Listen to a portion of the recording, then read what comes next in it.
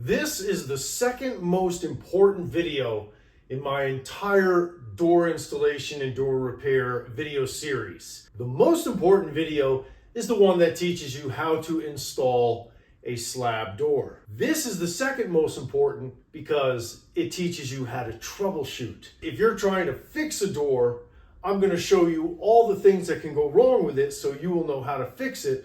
But also, when you are installing a door, especially when you put it on for its first test fit, you always hope it works, but they rarely do. And you need to know how to fix and fine-tune everything so that you can get your door installed properly. And there's a lot of things that can go wrong. And when you understand all of these, it removes all the mystery out of door installation and door repair. And if you watch this video a few times and practice these things, you'll be able to look at any door and try it, and you will know exactly what's going on with that door. As you can see, I have a modified jamb here. I built this jamb within a jamb, and I've got my stunt door here that I've been using for all my videos. So with this modified jamb, I am going to be able to manipulate it and move it around and change things so that I can simulate all of the issues you can run into whenever you're installing or repairing a door. I want you to just think of the door conceptually. We always want to try to move the door first, and we want to cut the door second. So we've done our initial shaping, we've got the door on, or we're there for a repair call, because the first thing we want to do is get the top to fit and the bottom to fit. Sometimes we have to move the door up, sometimes we have to move the door down. Sometimes we can't do either, in which case then we have to shave the top of the door or shave the bottom of the door. But we want to try to move the door up or down first. Maybe we can move the door left, maybe we can move the door right. If neither of those solves it, then we're going to shave the door. But we're going to try to move the door first. When we have the door shaped and we're getting ready to install it for the first time, set the top hinge on the door. On the top hinge of the jamb, we're going to put our hinge pin in. And our first concern is the top and bottom. We want to work on the length of the door first. So that's the first thing we're looking for. So here we go. I already have a problem. So when I go to set the hinge on there, I can't even get it on. The hinge on the door is higher than the hinge on the jamb. My door is simply too tall. It won't even fit in the doorway. When we're adjusting the length of the door, we want to cut the bottom of the door. How much do I have to cut here? I'm about 1/4 inch too high. So I'm going to cut 3/8 of an inch off the bottom of the door because I don't want it to be exact. I need to have a little wiggle room. So now we've got the bottom of our door cut. We can feel we have enough space, and just get that hinge in enough to hold it. I'm going to move around to the other side and put one screw in the middle hinge and one screw in the bottom hinge just to hold the door in place. Now that we've got it in, once again, we're going to look at the top and bottom and just get it fit first. Because if you have to shape the top of a door, that's the most critical thing. I mean, right here it looks great, but look at that. Look how awful that is. Maybe you had to shape the top of the door and you screwed it up, or maybe the jamb is just wonky. You have to get the top of the door fixed so that it fits first. So here's how we fix this top part. You're gonna check this gap. See that, how big that gap is? That's 1/4 inch. So we're gonna mark 1/4 inch there. So what we're going to do is draw a line from there all the way over to here, and then we're just going to plane that off. And then that whole top will be 1/4 inch, and then we can move the door up. Want to make sure we have the space to do that. So before you cut the top of a door, you want to check and make sure you have room. See, here the door is rubbing against the carpet. So we have plenty of room to move this thing up. So I took the door outside and I planed that line. Now you see we have a nice even gap up there. Now, since this is 1/4 inch, we want an 1/8 inch gap, we have to move the door up an 1/8 inch. If we're gonna move the hinge on the jamb, we wanna move that hinge up an 1/8 inch. If we're gonna move the hinge on the door, we're gonna move that hinge down an 1/8 inch. I always choose the one that will look the best. See, the hinges on the jamb, they're nice and clean, they're all painted, they're in good position, but we had to plane the side of our door, so it's already cut up anyway, and it's gonna need to be painted. So I would rather move the hinge on the door. And that's another reason why I only put 1 or 2 screws into a hinge. I put 2 in this one because it's the top. If you have to move a hinge just a little bit, it can be very hard if you have all 3 screw holes. So we're gonna move this hinge down an 1/8 inch, and then we'll use this middle hole because it has fresh wood in it. So I know an 1/8 inch would be right here where this cutout is.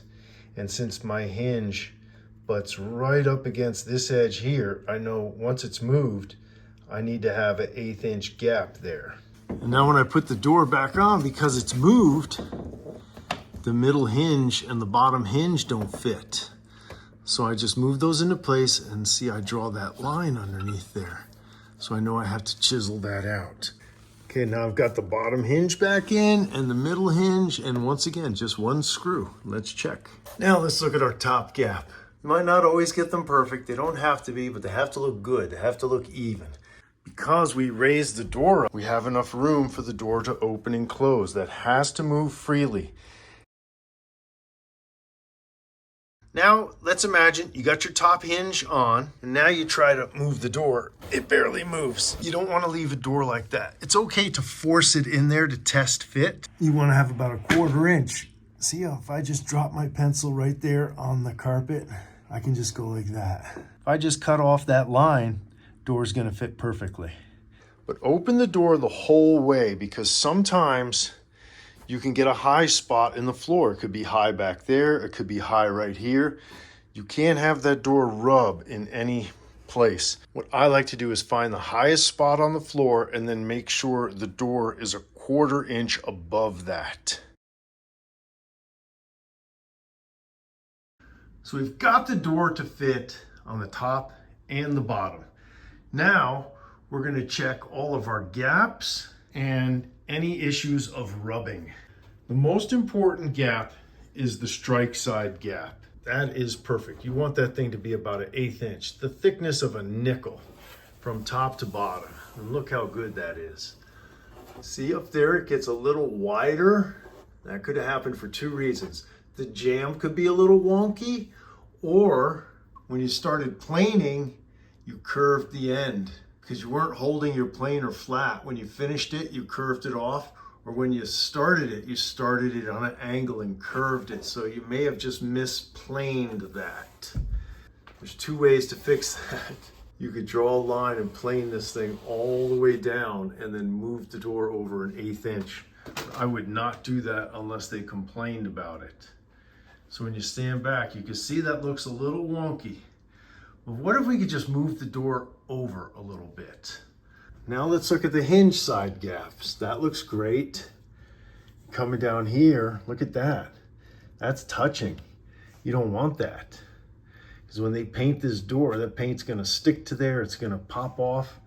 That's no good, but the rest of the gaps look great. So when you're looking at your gaps and your rubbing issues, you can either use the planer to shape the door, or you can manipulate the hinges. So could the issue be with the hinges? Look at the top hinge. It's too deep. The hinge is not flush with the door like it should be. See, the hinge is inside the door, so the door is over that way too far. That could be why it's bumping up against the jamb. So we're going to take off this leaf and we're going to put in 2 hinge shims to make that thing flush. So I got my pack of hinge shims here, and I'm just going to try 2, and I lay it on top of the hinge. That would bring the hinge flush with the door. So I'm going to put a wedge under the door, pull off this hinge, put my shims underneath there, and screw it back in. Now here's the trick to getting these shims in. I use a screw or my hinge pin removal tool. So I just close it like that, and then I just stick this inside to hold the shims. And then I can push it. And your door has to be supported. I've got the wedge underneath there to hold it up. Look, see, now my hinge is flush with the door. And you might have to do that on the door. Sometimes you have to do that on the jamb. Now see what that did? It gave us a gap there. Not much of one, but it looks much better. We could still plane that a little bit, but now look at this. See, our gap up here looks great, but it's rubbing right here. But from there down, that looks great. And this is not uncommon. Sometimes you solve one problem and it causes another problem. We've manipulated the hinges. Now we're gonna go to the door and we actually have to do some planing. I've got a plane from here. Now I wouldn't be making this huge line on a real door. And I've got to go to here. Now understand why I drew those lines. Here the gap is about 1/8 inch, it looks fine. And right here it looks fine, but between these two lines it's not. And I know I've got to get to about 1/8 inch right there. Now I have to take the door off to do that. So since I have the door off, I'm gonna go here, the gap is fine. And up here the gap is fine. So I've just got to go to about 1/8 inch right there. This I'm going to do very lightly because that has to look good. And in fact, I would do that with the door in place to get it really nice.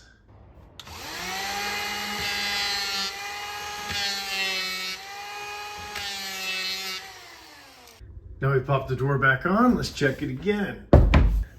See, that planing fixed that gap. That looks fantastic. Now at this point, you gotta have more than one screw in each hinge. Just having one screw in there will hold the door up, but it won't hold the door in place properly. So when you're doing this fine tuning like this, make sure all your screws are in. Down there it's fine, but right there it hits. See, you never leave that.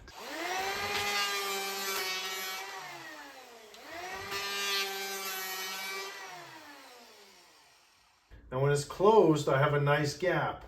When I just open it, see, this front edge wants to touch. So if I can just bevel the door like that, that front edge will not touch. So I'm gonna tilt my planer and I'm just gonna plane this edge so that it doesn't touch the jamb when it closes.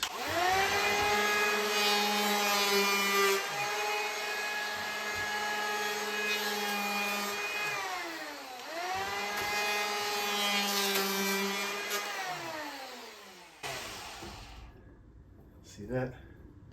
No rubbing. And now we have a nice gap here. Tilting the hinges is one of the best ways to move the door left and right, and it is also one of the most effective ways to fine-tune and repair doors. So we're going to go over that now. I'm going to show you how to do it on this door.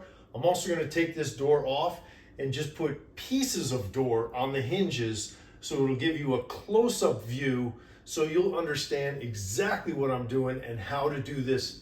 Okay, just installed a door or you're fixing a door.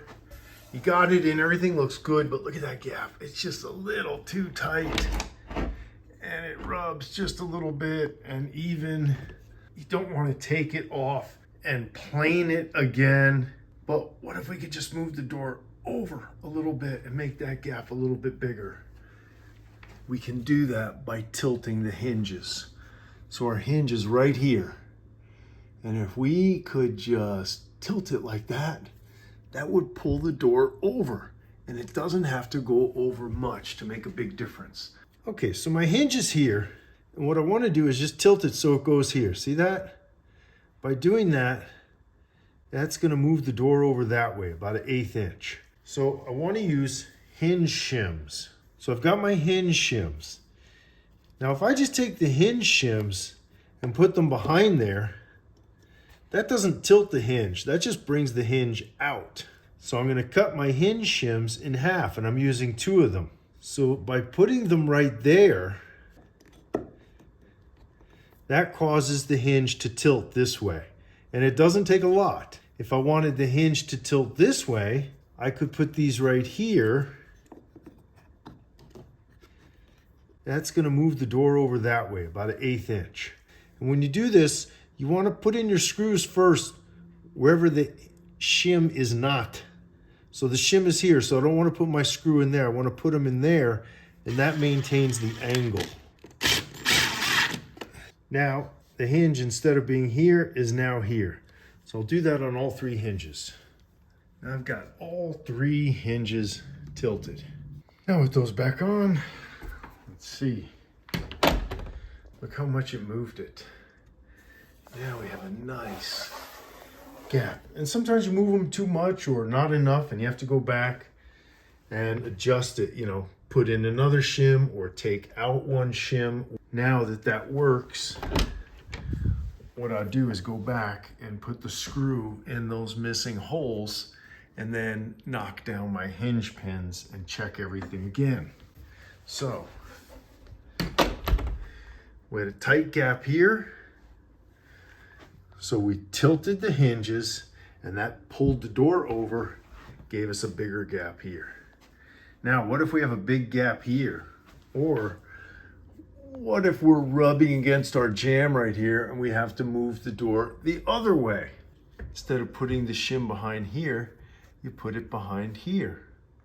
So you take out these screws, you put a screw in here, then put your shims behind there, and that tilts the hinge that way. And sometimes you have to move the whole door over. Sometimes you just move part of the door over.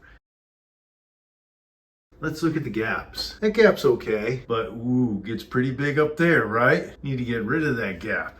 You're not gonna move the jamb. You get down here, this gap is okay, a little big. Look at that down there, that's a huge gap. What do? You got a big gap up there. You got a big gap down here. So before you do anything, just think, how can I move that door to fill those gaps? So what if we just went like this? Think about that. The top of the door would go up and fill that gap. The bottom of the door would go over and fill that gap. So this is one of the most useful tools I have, just moving my hand. Sometimes I think, I gotta move the door up. I gotta move the door down. I gotta go side to side. And here, I gotta go like that. So how do I do that? Well, how do we move the door over? Well, we don't wanna move the whole door, just the bottom. So let's just tilt that bottom hinge. That'll bring that over. And that'll bring that up. And in this situation, there's 2 different ways to get the door over. I can loosen the hinge and I can put the shims between the hinge and the door. That didn't really tilt the hinge, it just pushed the door over. Or I can loosen the screws on the jamb and then tilt the hinge and put my shims behind it that way. That will also move it over. Some are easier than others, and it might depend on the condition of the door or the jamb. I've taken the screws in and out of this jamb a lot, and they're starting to get stripped. So I'm gonna take the screws out of the door. I could take the whole hinge off and then put the shims in there, or I could just loosen it that much and then go around the other side, and I'll show you how I do that. Now with just the one loose screw in there, and see how I can move the door? And even though I'm only shimming half of the hinge, I like to use the full shim. I'm gonna use 2 in this case, but I'm just gonna use the full shim because it's easier to get it in there, and I could just leave half of it hanging out. So it's just the weight of the door holding it in there. Now I'll go on the other side and get that screw in. If you're doing this, you have to keep pressure on the door so that thing does not fall out. Now we'll see how that looks. Much better gap at the bottom. And see, that gap is not perfect, but it's much better. And sometimes when the gaps are so extreme, you're not going to be able to get them perfect, but you can get them much better. And then also look down here. See how much we moved the door over? You don't really want to move it over much more than that, because then this gap looks bad. But if your gaps look bad, you want to have them look bad on the hinge side, because that's less noticeable. You always want to get the strike side looking as good as possible. So we just move the door over this way. And once you're okay with that, put the rest of your screws in, and then with a sharp razor knife, just cut out your shims. That's why I do it that way. It's much easier, see? No one will ever notice that. You got your top and bottom working, but it's still too wide. You want to save the hinge tilting for the fine tuning. You got to get this door to fit properly first. So here's the most common thing. You close it, but it's just too wide on the strike side. See that top gap? That looks fine. But that bottom gap, there is no gap. Go on the other side. And this is why I always wait to do the locks last. Let's imagine we didn't have this lock in here. What I would do is figure out where my lock is going to be, and then I take a screw and just screw it in there lightly, because I know this is going to get cut out, but then I have something to close the door with. And you can even have someone on the other side pushing it. I'm pulling the door toward me so it's against the jamb. And you see where the door hits the jamb, you want about an 1/8 inch gap. And when you put your pencil on its side and draw a line, that creates about an 1/8 inch gap. Or you could just draw a line where the door meets the jamb like that, and then know that from there over you have to take off about an 1/8 inch. Now you can do this all the way up the door, or you can just do it like the lower foot or 2 feet. And here's why that can be easier. The easiest and most accurate way to plane a door is when it's in place, because you could just run your planer on it once or twice and then give it a test close. And that way you'll know exactly where you need to plane it and how much. But if you need to plane the bottom few inches of a door, you can't do that when it's in place. Obviously, because your blades are here. So if you start from the top, the planer will hit. You can only plane down to about here with any accuracy. So if you have to plane the bottom of the door, you have to take it off. And sometimes you don't want to take it off because you might have to take it out onto a balcony or in the front yard or upstairs, or it's just really heavy. You're getting tired. It's just a lot easier to leave it on if you can. So that's why it can benefit you to make a mark and just plane the lower foot or 2 of the door to get the proper gap, so that you could put the door back on and then finish planing it in place. So after marking this with pencil, I knew where I had to plane it. So I just planed off the lower foot, and see, now I have a gap here. And I'm good right to about here, which is fine, because now I can continue planing down like this to get that gap right. And then once that's good, then I can turn the planer around and just work my way back up.